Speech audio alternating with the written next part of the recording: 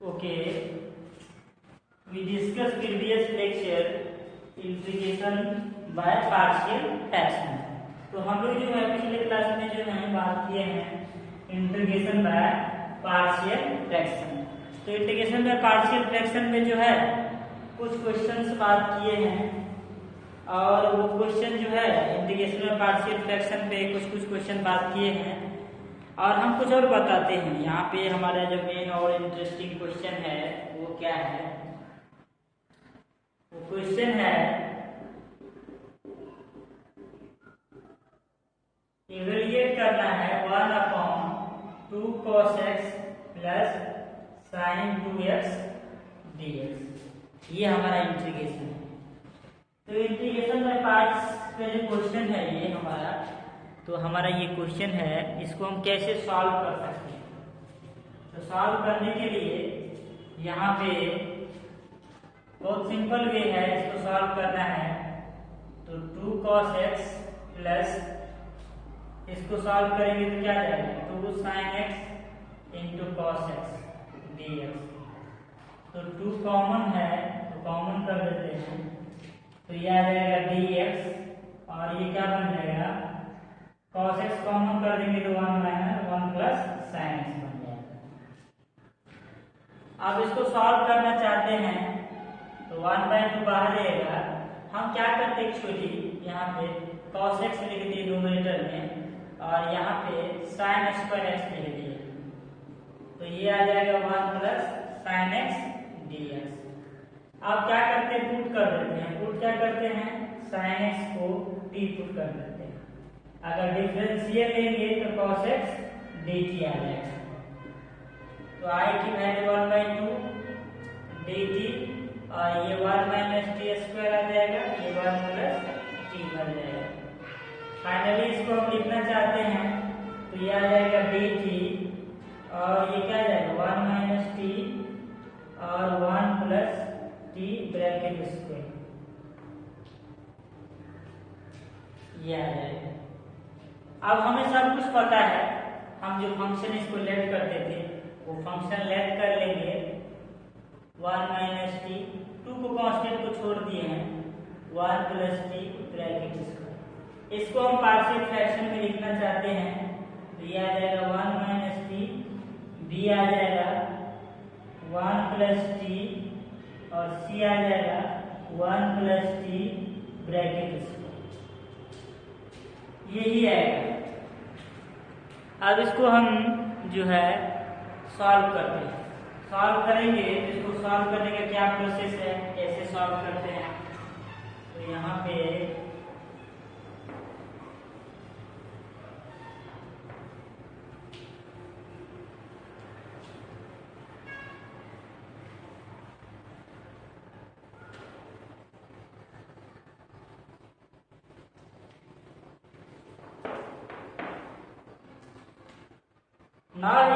अब यहाँ पे मल्टीप्लाई कर देते दोनों साइड, तो लेफ्ट साइड 1 आ जाएगा, राइट साइड ट्रांसफर कर देंगे तो ये क्या आ जाएगा 1 plus T bracket square B, ये क्या आ जाएगा 1 माइनस टी और 1 प्लस टी और सी क्या आ जाएगा 1 माइनस टी। अब टी की वैल्यू क्या आ जाएगा एक 1 और एक -1। अब इसको इक्वेशन 1 मान लेते हैं। अब इक्वेशन 1 में t की वैल्यू 1 पुट कर देते हैं, तो 1 पुट करेंगे तो 1 प्लस 1 2a मीन्स 4 आ जाएगा, ये 0 आ जाएगा और ये भी 0 आ जाएगा, मीन्स a की वैल्यू आ गया 1/4।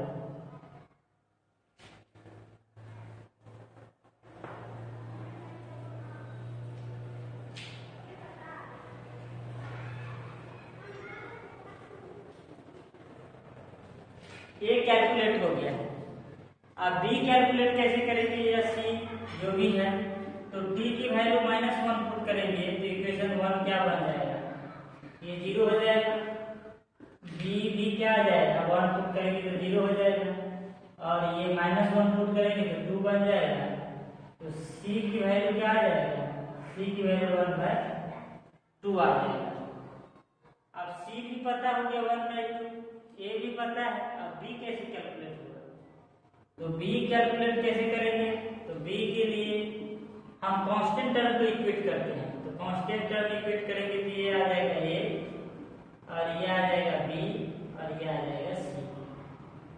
तो ये आ जाएगा 1, ए हमें पता है 1/4, सी पता है 1/2, बी पता है। अब इसको सॉल्व करेंगे तो क्या आ जाएगा 1 - 1/4 1/2, ये आ जाएगा 4 - 1 - 2 मीन्स 4, दैट इज 1/4। तो बी सारे टर्म पता है, अब वैल्यू पुट कर देंगे। Integration 1/2 f of t dt that is 1/2 और सारे वैल्यू पता है। ए की वैल्यू आया है 1/4 दैट इज 1 - t, बी क्या आया है 1/4 दैट इज 1 + t और सी क्या आया है 1/2 1 + t और उसका स्क्वायर। तो ये सारे इंटीग्रेशन के अंदर है वो dt आ जाएगा, यहाँ भी dt आ जाएगा और यहाँ भी dt आ जाएगा, 2 से मल्टीप्लाई। अब इजीली इंटीग्रेट कर सकते हैं, कोई दिक्कत है नहीं। हम इंटीग्रेशन यहाँ पे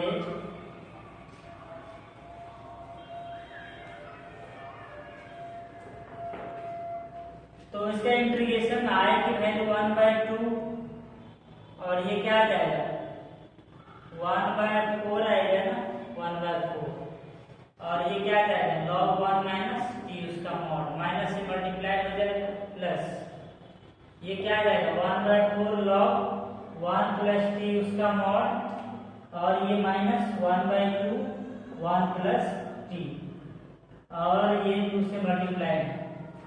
अब i की वैल्यू 1/2, ऐसे 1/4 कॉमन करेंगे 1/2 कॉमन है और t किसको माने sin x को, तो mod x 1/2 आ जाएगा log 1 + sin x और ये क्या आ जाएगा -1/1 + sin x और सम कांस्टेंट्स।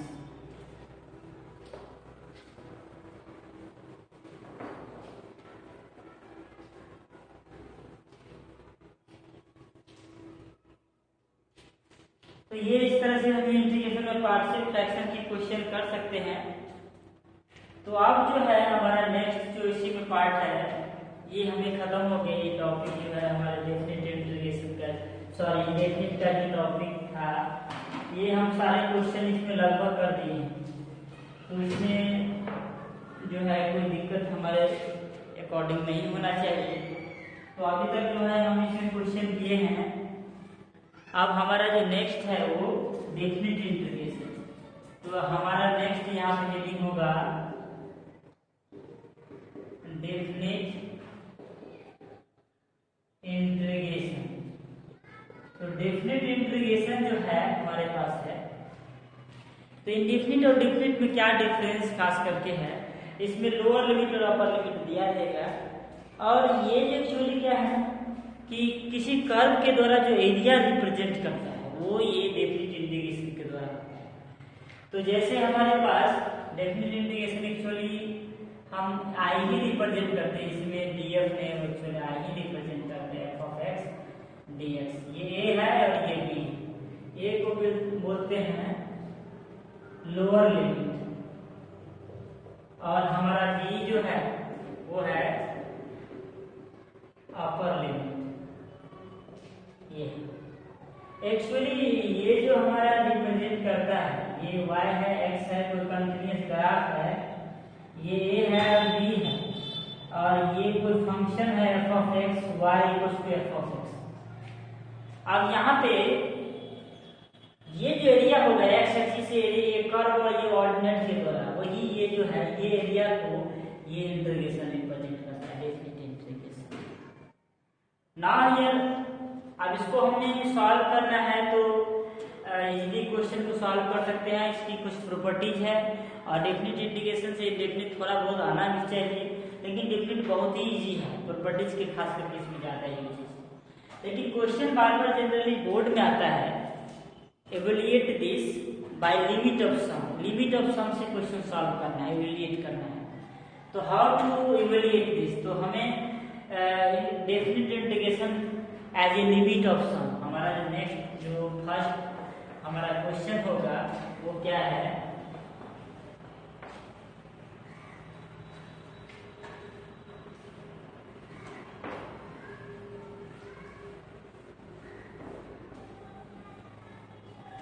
तो यहाँ पे हमारा क्वेश्चन है डेफिनिट इंटीग्रेशन एज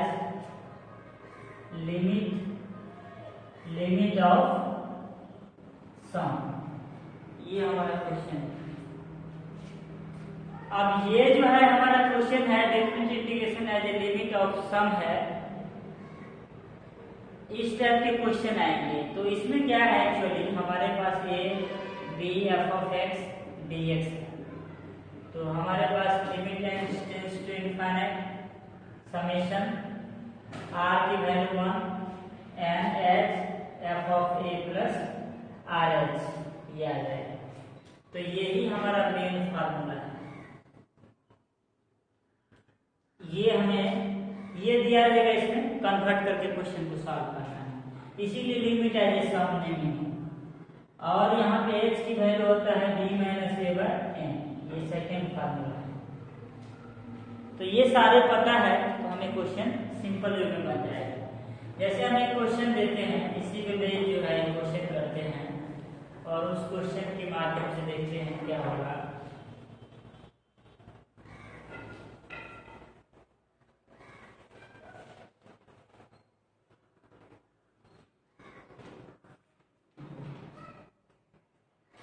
क्वेश्चन क्या है, इवेल्युएट करना है बाय लिमिट एज सम। क्वेश्चन है 1 से 3x माइनस 4 dx, ये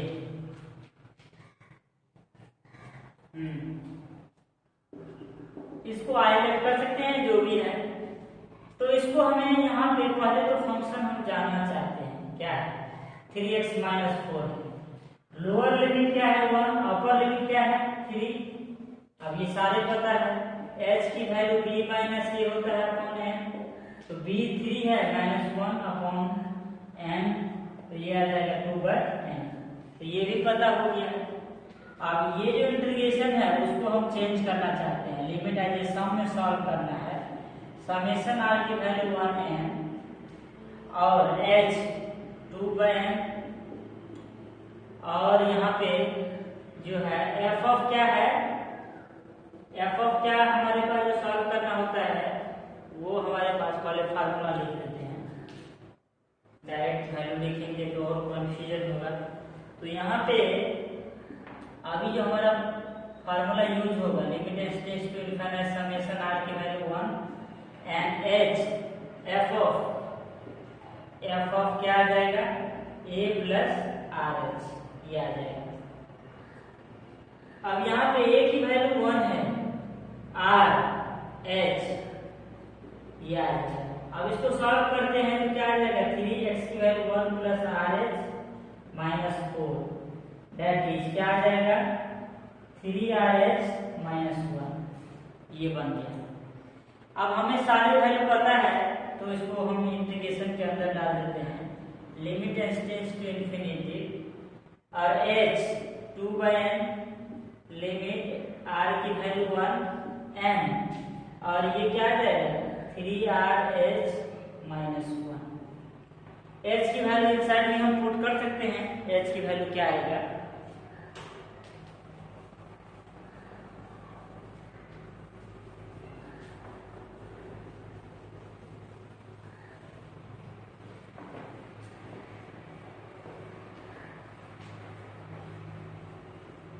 तो यहाँ पे इसको सॉल्व करेंगे तो i इक्वल टू क्या आ जाएगा, limit n tends to infinite 2/n into, इसमें क्या आ जाएगा limit r equal to 1n 3rh 2/n minus 1, यही बन जाएगा। अब इसी को हमें सॉल्व करना है। तो सॉल्व करेंगे तो क्या बन जाएगा, इंटीग्रेशन हमारा जो है लिमिट एज ए सम या एल भी लिख सकते हैं 2/n into integration r equals to 1 n 6r और ये क्या आ जाएगा माइनस n बाय n आ जाएगा।